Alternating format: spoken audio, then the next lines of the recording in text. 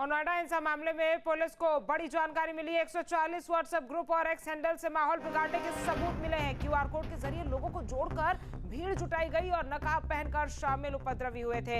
STF के radar पर अब ग्रुप एडमिन है और गिरफ्तारी के लिए टीमें गठित कर दी गई। ये बड़ी खबर आपको बता रहे हैं। जिस तरह से प्रदर्शन की आड़ में उपद्रव जो है वो उपद्रव करने के लिए जुट गए थे और बताया जा रहा है कि एक ग्रुप बनाया गया था। क्यूआर कोड से स्कैन करके भीड़ जुटाई जा रही थी। अब इसी के चलते गिरफ्तारी के लिए टीमों को गठित कर दिया गया है। अमित हमारे संवाददाता ज्यादा जानकारी के साथ जुड़ गए हैं। अमित, अब नोएडा हिंसा मामले में पुलिस को एक बड़ी जानकारी मिली है। बताया जा रहा है कि 140 व्हाट्सएप ग्रुप और एक्स हैंडल से माहौल बिगाड़ने के सबूत है।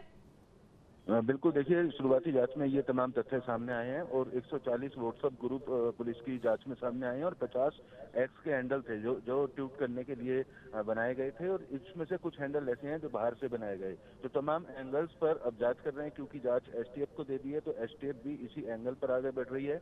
जो 140 व्हाट्सएप ग्रुप बनाए गए थे, इनमें ज्यादातर व्हाट्सएप ग्रुप संडे में बनाए गए, यानी सोमवार दिन में जब पथराव हुआ, दंगा हुआ, उससे पहले संडे में ये तैयारी पूरी की गई थी और इन व्हाट्सएप ग्रुप के माध्यम से लेबर को उन पॉइंट के बारे में बताया गया जिन पॉइंट पर हिंसा फैलानी थी, जहां जहां पथराव करना था।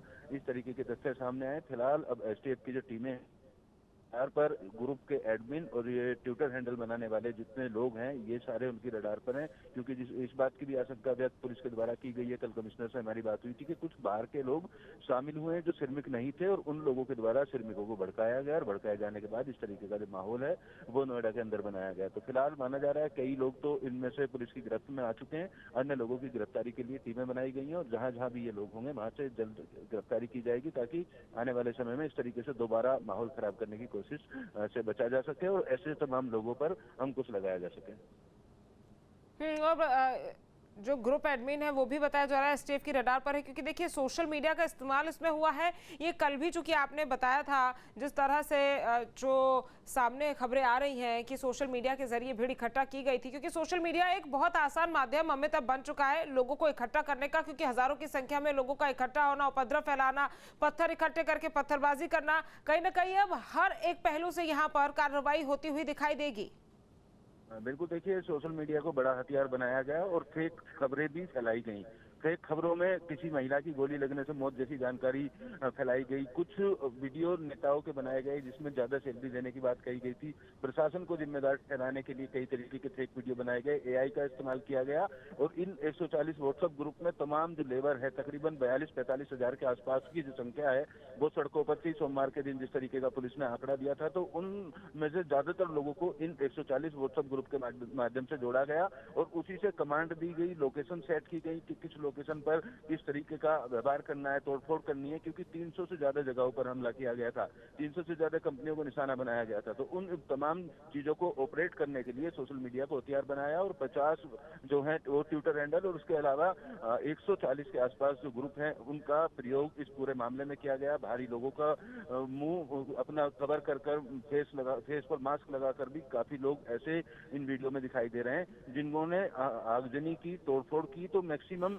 जितनी जगहों पर तोड़फोड़ हुई वहां पर कुछ चेहरे ऐसे थे जिन्होंने मुंह पर मास्क लगाया हुआ था ताकि उनकी पहचान न की जा सके। तो ऐसे तमाम लोग जो मास्क लगाकर घटना को अंजाम देते हुए नजर आए थे, माना जा रहा है वो संदिग्ध हैं और उन्हीं लोगों की तलाश के लिए अब एसटीएफ की टीमें लगी हैं। सोशल मीडिया का इस्तेमाल करने वाले लोगों की तलाश के लिए एसटीएफ की टीमें लगी हैं और इन ग्रुप के आगे और क्या क्या जानकारी मिलेगी, क्योंकि जो गिरफ्तार किए गए लोग सोशल मीडिया का इस्तेमाल करने वाले, उनसे भी पूछताछ की गई है। कई लोग ऐसे हैं जो अलग अलग राज्यों में जहां धरना प्रदर्शन चलता है, किसानों का या किसी का भी धरना प्रदर्शन चलता है, उस धरना प्रदर्शन में शामिल होने के भी सबूत मिले। यहाँ से जाकर या अलग अलग जगहों पर जाकर कई राज्यों में इन लोगों के जाने की जानकारी मिली है। तो एक अलग ग्रुप है जो इस तरीके की हिंसा बढ़ाता है। उसी आधार पर अब आगे की जांच पुलिस की चल रही है और काफी लोग इसमें से गिरफ्तार किए जा चुके हैं। कई और लोग गिरफ्तार होंगे। अभी तक की गिरफ्तारी की अगर बात की जाए तो 400 के आसपास लोग गिरफ्तार किए हैं, जिनमें सोशल मीडिया हैंडल करने वाले लोग भी शामिल हैं। और अब सीसीटीवी फुटेज के आधार पर भी पूछताछ की जा रही है और मोबाइल की सीसीटीवी फुटेज के आधार पर भी पूछताछ की जा रही है, कार्रवाई की जा रही है। तमाम जानकारी अमित हम तक पहुंचाने के लिए आपका बहुत बहुत धन्यवाद। तो देखिए, क्यूआर कोड के जरिए लोगों को जोड़कर भीड़ जुटाई गई, ये बड़ा खुलासा हुआ है। नकाब पहनकर ये उपद्रवी इस भीड़ में शामिल हुए थे। एसटीएफ के रडार पर अब ग्रुप एडमिन है, क्योंकि व्हाट्सएप ग्रुप के जरिए यहां पर उपद्रव फैलाने की कोशिश की गई थी।